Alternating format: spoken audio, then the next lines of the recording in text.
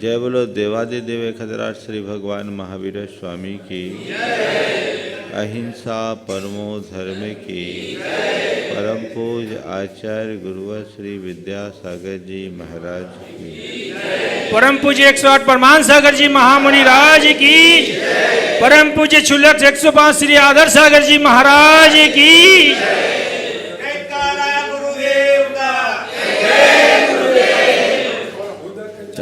चला तो जल्दी सब बॉम्बे से आए हुए हैं महाश्री आपके श्री चरणों।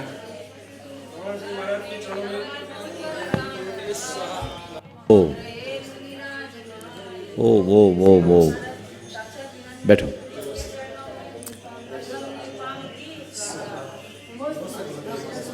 ओ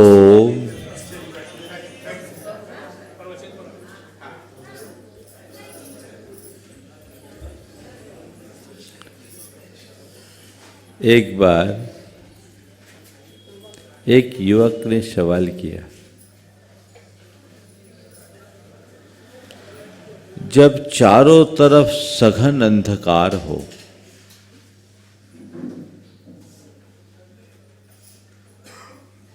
कोई रास्ता न दिखता हो, मन में हताशा के बादल छाए हो, मार्ग अवरुद्ध दिखे, तो क्या करूं? मनुष्य के जीवन में कई बार ऐसी परिस्थितियां निर्मित होती है जब वह दिग्मूढ़ जैसा हो जाता है। ऐसी परिस्थितियों का सामना करना प्राय मनुष्य के लिए बहुत कठिन होता है। कुल मिलाकर विपरीत परिस्थितियों के होने पर अपने मन को स्थिर बनाना एक चुनौती भरा काम होता है। उसके पूछने का कुछ ऐसा ही आशय था। मैंने उससे एक सवाल किया कि मान लो तुम गाड़ी से जा रहे हो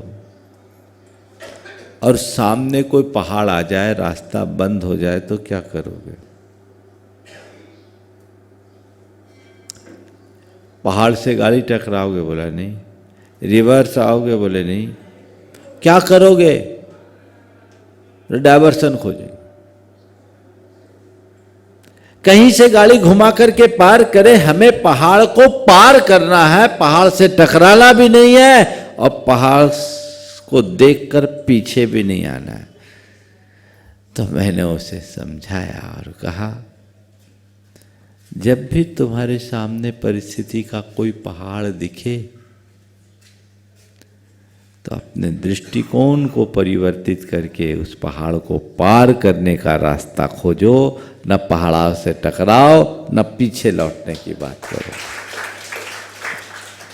आज 4 बातें मैं आप सबसे कहना चाहूँगा, क्योंकि ये स्थिति हर मनुष्य के जीवन में कहीं न कहीं घटती है और ऐसे समय में अपने मन को स्थिर बनाए रखना, जीवन में ठहराव रखना एक बहुत बड़ी उपलब्धि है और ये बहुत आसानी से हो सकता है यदि व्यक्ति के अंदर जीवन जीने का सही दृष्टिकोण हो। सबसे पहली बात, जब भी परिस्थितियां विपरीत हो तो अपने एटीट्यूड को बदले, दृष्टिकोण को बदले। परिस्थितियां हमारे हाथ में नहीं है, लेकिन मनस्थिति हमारी है।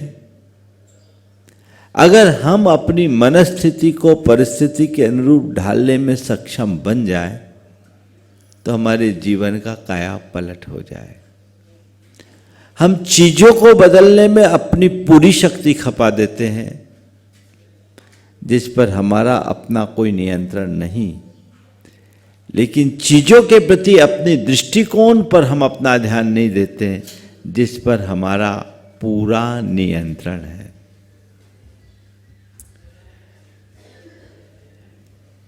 पंडित जगन मोहन लाल सिद्धांत शास्त्री ने एक बहुत अच्छी घटना सुनाई। आज से बहुत पुरानी घटना है। मध्य प्रदेश में रीवा में जैनों के बहुत थोड़े घर हैं। वहाँ महावीर जयंती पर भगवान का विमानोत्सव होता था। कतिपय धर्म विद्वेषी लोग उसका विरोध कर रहे थे। आसपास के सारे जैन समाज ने तय किया कि इस वर्ष हम लोग रीवा में महावीर जयंती धूमधाम से मनाएंगे और इसके लिए रीवा महाराज से अनुमति भी ले ली गई। ये आज़ादी के पहले की बात। महावीर जयंती की शोभा यात्रा निकली, लेकिन जिनको ये बात पसंद नहीं थी उन लोगों ने स्ट्राइक कर दिया। पूरा मार्केट बंद। भगवान महावीर की जयंती के अवसर पर उसके विरोध में बाजार बंद किया गया। स्थिति निश्चित रूप से अच्छी नहीं थी। पंडित जी उस सभा के मुख्य वक्ता थे। वो जब सभा में खड़े हुए, ये बात उन्होंने ही मुझे सुनाई थी। उन्होंने कहा, मुझे अपने गुरु की एक बात याद आ गई कि जब परिस्थितियां प्रतिकूल हो, परिस्थितियां प्रतिकूल हो तो उसकी व्याख्या अनुकूल कर दो। क्या सूत्र दिया? परिस्थितियां प्रतिकूल हो तो उसकी व्याख्या अनुकूल कर दो। उन्होंने अपने गुरु को याद करके अपनी बात कुछ इस प्रकार से कहनी शुरू की कि भगवान महावीर की जयंती पूरे विश्व में मनाई जाती है। जहाँ जहाँ भगवान महावीर को मानने वाले लोग हैं वहाँ भगवान महावीर की जयंती मनाई जाती है। लेकिन आज जैसी महावीर जयंती जैसी रीवा में मनाई गई वैसी दुनिया में कहीं नहीं मनाई।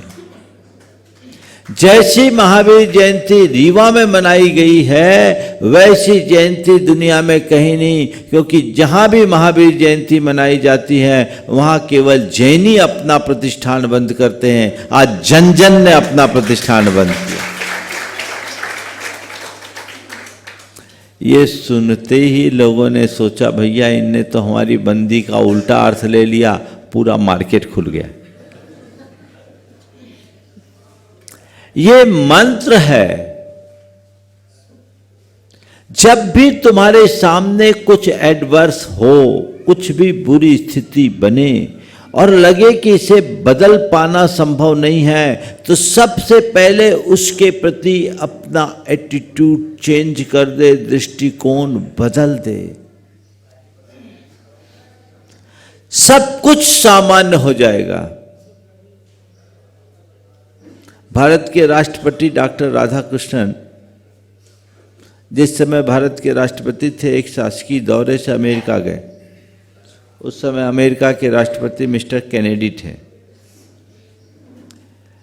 अचानक मौसम बिगड़ जाने के कारण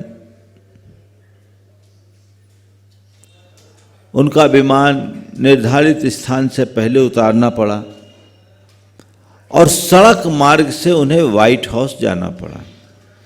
प्रोटोकॉल के तहत सारी व्यवस्थाएं धरी रह गई। अमेरिका के राष्ट्रपति ने अपनी ओर से खेद प्रकट करते हुए कहा कि परिस्थितियां अनुकूल न होने के कारण हम आपका समुचित सत्कार नहीं कर पाए, इसका हमें खेद है। तो राधा कृष्णन जी ने जो जवाब दिया वो हम सबके ध्यान देने योग्य है। उन्होंने कहा, never mind mister president, we can not change the event but certainly change our attitude towards them. राष्ट्रपति महोदय, किसी प्रकार का खेद न करे। हम परिस्थितियों को नहीं बदल सकते, पर परिस्थितियों के प्रति अपने दृष्टिकोण को जरूर बदल सकते हैं। अपने जीवन में देखो, हर कोई अपनी परिस्थितियों का रोना रोता दिखाई पड़ेगा, है ना। कल मैंने जो बात की थी उसी बात को आगे बढ़ा रहा हूं। परिस्थिति खराब है, क्या करें। किसी के पास अभाव है, किसी के पास अल्पता है, किसी के संबंध खराब हैं, किसी का स्वास्थ्य खराब है, यही सब चक्कर है ना। अब क्या करे जी। नहीं, तुम्हारे जीवन में यदि अभाव और अल्पता दिख रही है, तुम्हें लगता है कि इस अभाव और अल्पता के कारण मैं दुखी हूं, तो पहले देखो तुम्हारे पास जितना अभाव है उससे कहीं ज्यादा अभाव वाले लोग भी हैं, है कि नहीं। दिखेगा। तुम अपना रोना रो रहे, रोना रोने में तो करोड़पति भी रोता है और रोडपति भी रोता है। दाम बिना निर्धन दुखी, तृष्णावश धनवान, कहीं न सुख संसार में। अगर अभाव का रोना रोगे तो रोते ही रहोगे। सब रो रहे, और जिसके पास जितना होना उतना रोना है, और ज्यादा रोएगा। तुम अपने जीवन में जिसका अभाव है उसकी तरफ देखने की जगह जिसका सद्भाव है उसे देखना शुरू कर दो, दृष्टि बदल जाएगी। आज तुम्हारे पास धन की कमी तुम्हें खलती है, मेरी परिस्थिति अनुकूल नहीं है, मान लिया, प्रयास करो और धन मिले, लेकिन रोना रोने से तो धन की पूर्ति नहीं होगी। चलो कोई बात नहीं, मेरे पास धन नहीं है तो क्या हुआ, जीवन धन तो है। बोलो, जीवन धन से बड़ा धन है। तुम धन की कद्र करते हो और जीवन धन की उपेक्षा, जबकि करना क्या चाहिए। बड़ा कौन है? धन का तो मूल्य है, जीवन धन का कोई मूल्य है क्या? वो अमूल्य है। पर बिना बोला है कि तुम्हें अमूल्य का मूल्य पता नहीं। संत कहते मूल्य समझो अमूल्य का। जीवन धन मिला है, ये क्या कम है? अपना जीवन तो कोई भी कैसे भी चला सकता है। जो जीवन देता है वो जीवन की व्यवस्था भी देता है। होगी व्यवस्था, ठीक है, सोच वो होनी चाहिए। कुछ भी हो, अपने दृष्टिकोण को बदलिए। दृष्टिकोण को बदलते ही सब चीजें प्रतिकूल भी अनुकूल लगने लगती है, दुख में भी सुख दिखने लगता है, विपत्ति भी संपत्ति दिखने लगती है, और विसंगति में भी संगति बैठ जाती है। चीजों को देखने के प्रति अपना दृष्टिकोण बदलने की क्षमता होनी चाहिए। एक सज्जन जिसका एक बेटा पढ़ लिख नहीं पाया, आवारा जैसा फिरता रहा। किसी ने कहा कि भैया तुम्हारा बेटा आवारा रह गया। उसने कहा मैं अपने आप को इस अर्थ में भाग्यशाली मानता हूं कि बेटा आवारा है, अपराधी तो नहीं। दृष्टिकोण है। गलती मेरी है, मैं अपने पारिवारिक और व्यावसायिक व्यस्तता के कारण उस पर पूरा ध्यान नहीं दे पाया। उसकी सही परवरिश नहीं कर पाया, बेटा आवारा हो गया, समय कांपा करके अपने आप जिम्मेदार बनेगा। लेकिन मुझे इस बात की खुशी है कि वो अपराधी तो नहीं बना। परिवर्तन। मेरे संपर्क में एक सज्जन है जो बहुत बड़े उच्च अधिकारी, उनकी एक बेटी, दोनों हाथ टेढ़े, दोनों पैर टेढ़े, चल नहीं सके, फिर नहीं सके, उनकी सारी क्रियाएं उन्हें अपने हाथों से करानी पड़ी। जब वो मेरे पास दर्शन के लिए आए, किसी ने कहा महाराज जी इनकी एक बेटी है और ऐसी दशा है, ये बहुत दुखी हैं।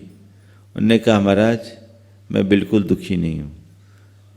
ये कह रहे एक बेटी है ऐसी है, मैं मानता हूँ मुझे कम से कम बेटी तो है, दुनिया में ऐसे भी लोग हैं जिनकी बेटी नहीं। उन्होंने कहा महाराज ये बेटी है, मानता हूँ ये एकदम अपंग है, लेकिन मैं इस बात की खुशी मानता हूं कि मेरी बेटी कम से कम अपंग है और कुछ नहीं है। एक और भी व्यक्ति उसी शहर में थे जिनकी बेटी ऐसी अपंग थी और चिल्लाती थी, काटने दौड़ती थी। मैं इस बात के लिए अपने आप को खुश नसीब मानता हूं कि मेरी बेटी केवल अपंग है, लेकिन चीखती चिल्लाती नहीं है, पड़ी रहती है। और महाराज मैं सोचता हूं इसी निमित्त से कुछ सेवा का कर्म हमसे हो रहा है। ये दृष्टिकोण, मनुष्य का दृष्टिकोण ही उसकी ताकत है। इस बात को आत्मसात कर लीजिए कि जब भी मेरे साथ कुछ उल्टा होगा मैं उसकी व्याख्या सीधी करना शुरू करूंगा। आप लोग उल्टा सीधा तो करते रहते हो,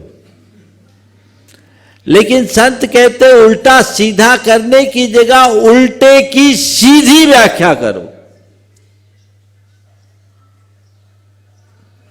जीवन में मजा ही आएगा। विवेकानंद जी जब विश्व धर्म संसद में गए, सब धर्म ग्रंथों के नीचे गीता को रखा गया।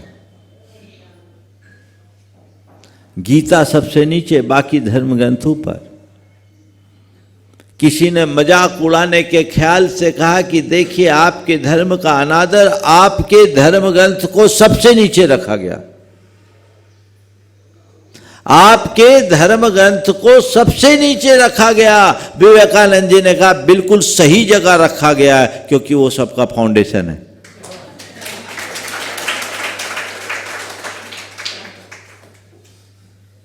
दृष्टिकोण बदलना सीखिए। परिस्थितियां तो अपने आप दूर हो जाएगी, हावी नहीं होगी। आत्मनियंत्रण आता है उससे, आत्मतोष आता है, आत्मविश्वास जगता है। तभी मनुष्य अपनी वास्तविक प्रगति कर पाता है। अरे अब ऐसा हो गया, ऐसा हो गया, ऐसा हो गया, अब क्या करे क्या करे क्या करे, सब उल्टा हो गया, सब उल्टा हो गया, उल्टा हो गया। अरे उल्टा हो गया सो हो गया, दिमाग क्यों उलट रहे हो? दिमाग तो सीधा रखो। चीजें उल्टी हो जाए उससे कुछ फर्क नहीं पड़ता, दिमाग उलट जाए तो इससे ज्यादा खतरनाक और कुछ नहीं होता।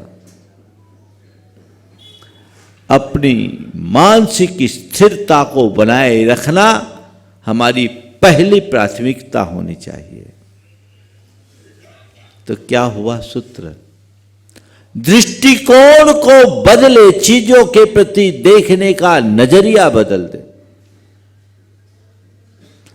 आप पाओगे ना, आपके जितने दुख हैं, जिन जिन चीजों के लेकर आप दुखी होते हो, अगर थोड़ा सकारात्मक दृष्टि से देखोगे तो आप पाओगे मैं औरों से बहुत बेहतर हूं, औरों से बहुत अच्छा हूं, और ऐसा लगेगा मुझसे सुखी संसार में कोई दूसरा है ही नहीं। तो अपने दृष्टिकोण को बदलिए, पहली बात। दूसरी बात, धीरज रखना सीखिए। क्या कीजिए? धीरज। आज के लोगों में पेशेंस बिल्कुल नहीं, लोग टूट जाते हैं। छोटी छोटी सी घटना होती तुरंत लोग आत्महत्या के लिए उतारू हो जाते हैं। उतावलापन और अधीरता मनुष्य को अंदर से तोड़ कर रख देता है। उसकी सबसे बड़ी वजह है कि मनुष्य हर काम का फल, रिजल्ट इंस्टेंट चाहता है, तुरंत, बस उस मूवमेंट में ही सब कुछ मिल जाए, ये उचित नहीं। जब भी तुम्हारे सामने कोई विपरीत परिस्थिति आए, धैर्य रखो। और धैर्य रखने के लिए क्या करो? सोचो, ये थोड़ी देर की बात है, ठीक हो जाएगा। थोड़ी देर की बात है, थोड़ा वेट एंड वॉच। थोड़ी देर की बात है, थोड़ी देर की बात है। जब मन में ये बात बैठ जाती है कि ये थोड़ी देर की बात है, तो अपने आप धीरज आ जाता है। आपको कहीं सफर करना हो और आपको टिकट ना मिले, रिजर्वेशन ना हो, काम जरूरी हो, तो आप कहोगे घंटे भर का सफर है, खड़े खड़े चले जाएं। कोई बात नहीं, थोड़ी देर की बात है, 1 घंटे का सफर है, खड़े खड़े चले जाएंगे, जनरल क्लास में चले जाएंगे, कोई दिक्कत नहीं है ना। पर कोई लंबी यात्रा हो, लंबी यात्रा हो, अरे भैया इतनी लंबी यात्रा बिना टिकट बिना रिजर्वेशन कैसे जाएंगे, हमसे तो नहीं होगा। होगा, है ना, नहीं जा पाओगे। तो जो चीजें छोटी लगती है, थोड़ी देर के लिए लगती है, वो अपने आप ग्राह्य बन जाती है, और जो लंबी होती है उसे ग्रहण करना बहुत कठिन होता है। तो कहते हैं जब भी कुछ हो ना उल्टा, तो एक मंत्र जपना शुरू कर दो। क्या है? थोड़े देर की बात है, थोड़ी देर की बात है। अपने आप रास्ता खुलेगा, मन में धैर्य बैठेगा। और जब धीरज आएगा ना, तभी आप अपनी मानसिक संतुलन को कायम रख पाओगे। और जब मानसिक संतुलन होगा, तभी कोई अच्छा निर्णय ले पाओगे। अधीरता में एक प्रकार का आवेग आता है जो हमारे चित्त को अस्थिर बना देता है। फिर कुछ नहीं, दिमाग काम करना बंद हो जाता है। नहीं, पेशेंस रखिए, धैर्य रखना सीखिए। नहीं, त्वरित मुझे कोई प्रतिक्रिया नहीं करनी, रुक के करना है। देखते हैं, सब चीजें ठीक होगा, बदलेंगे। कितने भी सघन बादल क्यों ना हो, हवा का दबाव कम होता है, ज्यादा होता है, बढ़ता घटता रहता है। हवा का रुख बदलते ही बादल छट जाते हैं, है ना। हवा का रुख बदलेगा, आज नहीं कल बदलेगा, हवा चलेगी, सब कुछ परिवर्तित होगा। धीरज रखना चाहिए। मेरे संपर्क में एक सज्जन, उनको बड़ा भारी नुकसान हुआ, बड़ा भारी, माने करोड़ों का। उनका बेटा घबरा गया, लेकिन वो बड़े स्थिर चित्त रहे। उन्होंने कहा ठीक, एक गलत निर्णय लिया, नुकसान हुआ, व्यापार में नफा नुकसान लगा है, करोड़ों का स्वामी 10,000 रुपया देने के लिए भी मोहताज हो गया, ये हाल था। लेकिन उस व्यक्ति ने अपना धैर्य नहीं खोया। उसने कहा ठीक है, महाराज कहते हैं अभी रात है, प्रभात होगा। उसने क्या किया, उसके नगर में 7 मंदिर थे। उसने नियम ले लिया, अब काम धाम तो सब ठप, 7 मंदिर के रोज दर्शन करूंगा और प्रतिदिन मंदिर बदल बदल करके पूजन करूंगा, उसके बाद मुंह में पानी डालूंगा। समय निकालना है और क्या करना है। वो व्यक्ति 7 मंदिरों के दर्शन करता, घर से सुबह 6 बजे निकलता, सब मंदिरों के दर्शन करते पूजन करके लौटते लौटते उसे 10 साढ़े 10 बज जाते। 47 टेम्परेचर में नंगे पांव जाता और आता। देखिए उसके धैर्य और श्रद्धा का चमत्कार। 6 महीने भी पूरे नहीं बीते, नासिक में एक बड़ी प्रॉपर्टी थी जो बहुत सालों से लिटिगेशन में पड़ी हुई थी। मामला सलट गया और मोटी रकम हाथ में आ गई। इतना ही नहीं, उसके 15 दिन बाद एक समाचार आया, भोपाल में उनके पिताजी के जमाने की कोई प्रॉपर्टी ली हुई थी, अरेरा कॉलोनी में, महावीर नगर में, पीसी सेठी के टाइम में। इनको पता नहीं था कि हमारी प्रॉपर्टी। दलाल की खबर आई कि इसको सल्टाना है तो सल्टा दो, अगले ने सल्टा दिया। वो आदमी खुशी खुशी आया, बोला महाराज आप कहते थे रात के बाद प्रभात होगा, प्रभात हो गया। चीजें संयोगों पर निर्भर करती है, लेकिन इसके धैर्य ने उसे स्थिर बनाए रखा। अक्सर आदमी ऐसी स्थिति में आधा हो जाता है, टूट जाता है, घोर हताशा का शिकार बन जाता है। तो दूसरा सूत्र क्या करना है, मुझे धीरज रखना है। और धीरज रखना है, उसके लिए एक सूत्र आप हर पल दोहराइए भावना योग की तरह, मुझे धीरज रखना है, मुझे धीरज रखना है, मुझे धीरज रखना है। ये बात बार बार दोहराते रहिएगा तो धैर्य आएगा। आज हर बात में व्यक्ति प्रतिक्रियाएं करता है, विचलित हो जाता है, टूट जाता है, जो उसे कहीं का नहीं रहने देता। तो दूसरा सूत्र क्या है, धीरज रखो।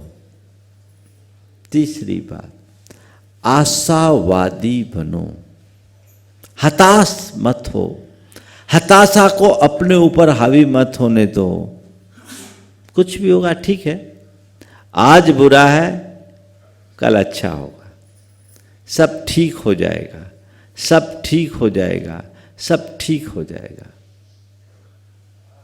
रात के बाद तो प्रभात होगा ना। रात लंबी हो सकती पर शाश्वत तो नहीं ना। दुनिया के किसी कोने में सदियों से अंधकार है ऐसी बात नहीं ना, नरकों को छोड़ दो, लेकिन वहां से भी निकलने वाले का उजाला तो मिलता ही है। तो कहने का तात्पर्य यही है कि व्यक्ति को अपनी आशा कभी नहीं खोना चाहिए। आशा अगर मन में बनी है तो सकारात्मक प्रेरणा जगती है, और वही सकारात्मक प्रेरणा मनुष्य के मन का संबल बनती। एक बहुत पुरानी कहानी है। एक गांव में बाढ़ आई, पूरा गांव डूब गया। उस बाढ़ में एक बच्चा 14 साल का, उसके माँ बाप, घर परिवार सब डूब गया, कुछ नहीं बचा, अकेला वो बचा। गांव वालों ने उसे पास के नगर के एक सेठ के पास रख दिया। सेठ ने थोड़े दिन उसे रखा और व्यापार सिखाने के नाम पर उसे 4 बोरा अनाज दिया और कहा उस पार जाकर तुम इसे बेचो, इसकी जो कमाई होगी वो तुम्हारी। वो माल बेचने गया, पर दुर्भाग्य नाव बीच में डूब गई। जैसे तैसे जान बचाकर वापस आया। सेठ के सामने मुंह दिखाने की हिम्मत नहीं। सेठ ने सुना, ने कहा कोई बात नहीं, ऐसा होता है, अनाज डूबा, तुम बच गए, अच्छी बात है, आओ फिर दोबारा ट्राई करना। दूसरी बार 8 बोरा अनाज दिया। इस बार भी आगे गया। अचानक नाव में भंवर उठी और वह नाव डूब गई, पूरा अनाज डूब गया। मल्लाहों ने किसी तरह से इसे बचाया और पार लगाया। सेठ के पास आया, एकदम हताश हो गया। बाबूजी, मेरा भाग्य खराब है, मैं कुछ नहीं कर सकता, आपका बहुत बड़ा नुकसान कर दिया। बोला बेटा, अनाज डूबा है, अभी किस्मत नहीं डूबी, तू जा। अब की बार मैं तुझे 16 बोरा अनाज देता हूं, तुम ले करके जाओ। बोला नहीं, अब कुछ नुकसान हो गया तो मैं कैसे करूंगा, अब मैं, मेरे बस का नहीं है। वो एकदम मायूस। सेठ ने कहा बेटा, ऐसे घबराया नहीं जाता, तुम जाओ और पूरे विश्वास के साथ जाओ। इस बार पार लगोगे तो हो सकता है जितना नुकसान हुआ सब रिकवर हो जाए। सेठ के द्वारा प्रेरित किए जाने पर वो गया और उसकी नाव सकुशल गई। संयोग से बाजार में और किसी का माल नहीं था, इसका ही माल था, महंगे दर पर बिका और इतना कमा लिया जितना पहले नुकसान किया था उससे ज़्यादा। जब वो लौट कर आया तो सेठ ने उसे कहा कि बेटे, जीवन में कभी हार मत मानना, क्योंकि हार के बाद ही जीत होती है। कुछ भी हो जाए, कैसा भी हो जाए, हारना मत। अपने मन की आशा को मत त्यागो। अगर आशा ही खो दोगे तो आगे बढ़ोगे कैसे? इसलिए हमेशा आशावादी सोच रखिए। कुछ भी हो जाए हताश मत होइए। अभी रायपुर वाले लोग आए और भी पूरे बेल्ट के छत्तीसगढ़ के लोग हैं। सबके मन में उथल पुथल है, क्या होगा क्या होगा क्या होगा, क्योंकि सुपर फास्ट गाड़ी एकदम से ब्रेक लग गया। लेकिन मैं एक ही बात कहता हूं, सबको आशा बनाकर रखना चाहिए। समझ गए? दूसरी बार लगा, तीसरी बार नहीं लगेगा, चौथी बार नहीं लगेगा, आशा तो रखो। हाँ, घबराओ नहीं, होगा तो भी पहुंचेंगे। सीधे हो तो और घूम कर हो तो, ये तुम्हें पता है ना, हमारे हाथ में है ना, तुम्हारे हाथ में। बिल्कुल भावना भाव। चीजें इसी तरीके से बनती और बदलती है। जीवन में बड़ा बदलाव घटता है। आशावादी बनकर के चलना चाहिए। चाहे जो होगा सबको पार करने की सामर्थ्य हो जाएगी। थोड़ी थोड़ी बातों में लोग निराश हो जाते हैं। आज से बहुत पहले की बात है, मैं एक स्थान पर था, एक युवक आया, अपना हाथ मेरी तरफ बढ़ाया बोला महाराज जी मेरे भाग्य में सफलता है कि नहीं। मैंने उसकी तरफ देखा और कहा तुम जैसे तेजस्वी युवक को किसी के आगे हाथ फैलाता देखकर मुझे बड़ी ग्लानि हो रही। तुम किसी के आगे हाथ फैला रहे हो, क्या करते हो? उसने कहा महाराज जी मैंने यूपीएससी कॉन्टेस्ट किया है, यूपीएससी की परीक्षा दी और 2 बार इंटरव्यू तक चला गया। उस समय 4 अटेम्प्ट होते थे। मुझे अभी तक सफलता नहीं मिली, आखिरी अटेम्प्ट बाकी है। मेरे पिताजी नहीं हैं, मेरी मां वैधव्य की स्थिति में जैसे तैसे काम करके मुझे पढ़ाई, लेकिन महाराज जी अब मुझे लगता है कि शायद मेरे भाग्य में कुछ नहीं है। अब मेरा क्या होगा, मैं कैसे क्या करूँगा, मैं निकल नहीं पाऊँगा। तो कई बार मन में आता है कि सुसाइड कर लो। मैंने उसे समझाया, बोले तुम जैसे युवक इतने घबरा रहे हो, जो युवा यूपीएससी के इंटरव्यू तक पहुंच गया वो कोई साधारण नहीं हो सकता, असाधारण प्रतिभा का धनी वहां पहुंच सकता है।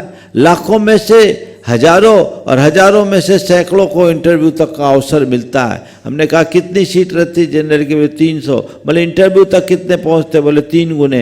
हम बोले जितनी सीट होती है उससे 3 गुने में तुम पहुंचे, लाखों बैठने वालों में सैकड़ों में तुम आ गए, तो तुम क्या साधारण व्यक्ति हो? और तुम जैसे व्यक्ति अपने जीवन से हारते हुए दिखाई पड़ते हो तो मुझे बड़ी लज्जा आती। तुम क्यों घबराते हो? अभी तुम्हारे पास एक अटेम्प्ट और है, हार क्यों रहे हो? अटेम्प्ट दो। महाराज खर्चे पानी की व्यवस्था नहीं है। बोले तुमको किसी और से खर्चा मांगने की जरूरत नहीं है, अखबार बेच करके भी तुम अपना खर्चा निकाल सकते हो, रिक्शा चला करके भी तुम अपना काम कर सकते हो, ट्यूशन पढ़ा करके भी तुम अपना काम कर सकते हो। हिम्मत मत हारो, तुम्हारे पास समय है, पूरी ताकत से पढ़ाई करो और अपना मनोबल अच्छा रखो, आत्मविश्वास के साथ परीक्षा दो, तुम सक्सेस होगे। मेरा आशीर्वाद। उसके मनोबल को जगाने के लिए मैंने उससे बोला। उसने ट्यूशन किया, अपना खर्चा निकाला और उसके बाद जब एग्जाम दिया 4थे प्रयास में तो उसका सिलेक्शन हो गया। आज कस्टम का एक बड़ा अधिकारी। अभी भी बराबर जब कभी आता है बोलता है महाराज आपने मुझे बहुत बड़ा संबल दिया, मैं तो हार गया था, मेरा मन तो सुसाइड करने का था। हम बोले क्षमता तुम्हारे अंदर थी पर हताशा हावी हो गई, इसलिए कुछ नहीं कर पाए। आशा के संचार से सब कुछ होता है और हताशा में मनुष्य कुछ भी नहीं कर पाता। तो जब भी ऐसी कोई परिस्थिति निर्मित हो तो अपने मन की आशा को बना के रखने का अभ्यासी बने। चित्त में हताशा को कभी भी हावी न होने दें। यदि हताशा हावी हो जाएगी तो जीवन में कुछ भी घटित नहीं हो पाएगा। ये बात गांठ में बांध कर रखने की जरूरत है। और चौथी बात, विधि के विधान पर विश्वास करें, पुण्य पाप के खेल को समझे, जीवन के यथार्थ को अपने सामने रखे। बड़े बड़े महापुरुषों के जीवन में भी उतार चढ़ाव आते हैं, लेकिन जीत अंततः किसकी होती है? जिसका मनोबल ऊंचा होता है। ये खेल है। आज कोई पाप के निमित्त से मेरे सामने प्रतिकूल संयोग आया है, ये टलेगा, ठीक है, मुझे इसका सामना करना है, इससे डरना नहीं, इससे भागना नहीं, अपने चेतना को जगाकर आगे खींच के ले जाना है, तो कभी हार नहीं होगी। महापुरुषों के चरित्र को पढ़ो, कैसी कैसी विकट परिस्थितियों में जन्म लेने वाले लोग इस संसार में सहंसा की तरह जिए और मोक्ष को प्राप्त किए। जीवनधर स्वामी के चरित्र को देखो, एक संबल मिलेगा। महापुरुषों के चरित्र को पढ़ोगे तो तुम्हें पुण्य पाप का खेल समझ में आएगा। जीवनधर जो एक राजपुत्र था, मां के पेट में आते ही विपत्तियां शुरू हो गई और यह स्थिति हुई कि उसका जन्म भी शमशान में हुआ। सोचो, कर्म कहां से कहां उठा के ले जाता है। शमशान में जन्म हुआ और मां ने उसके प्राण बचाने के लिए जन्म देते ही अपने आप को छिपा लिया। पाप ने शमशान में पैदा किया पर पुण्य सामने आया और उसको संरक्षण देने वाला सेठ मिल गया। अपने मृत पुत्र का संस्कार करने के लिए आया था, उस पुत्र को एक तरफ रखा और जीवित पुत्र को ले गया और उसे अपने पुत्रवत पाला और आगे चलकर वही एक बड़े साम्राज्य का अधिपति बना। खेल है। जीवन में संघर्ष भी उत्कर्ष का आधार बनता है।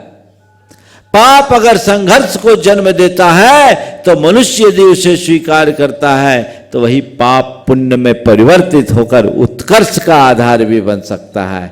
तो जीवन में ये सूत्र आत्मसात करके चलिएगा तो जीवन में कभी विफलता नहीं होगी। हम अपने आप को उन्नति के शिखर पर पहुंचा सकेंगे। तो आज के ये चारों सूत्र को आप आत्मसात करके रखिए। अपने दृष्टिकोण को बदलिए, धीरज रखना सीखिए, आशावादी बनिए और विधि के विधान पुण्य पाप के खेल पर विश्वास रखिए और अपने आप को उन सब से ऊपर और अलग महसूस कीजिए, जिससे जीवन का उत्थान हो सके। समय आप सबका हो गया। यहीं पर विराम। बोलिए परम पूज आचार्य गुरुवर श्री विद्यासागर जी महाराज।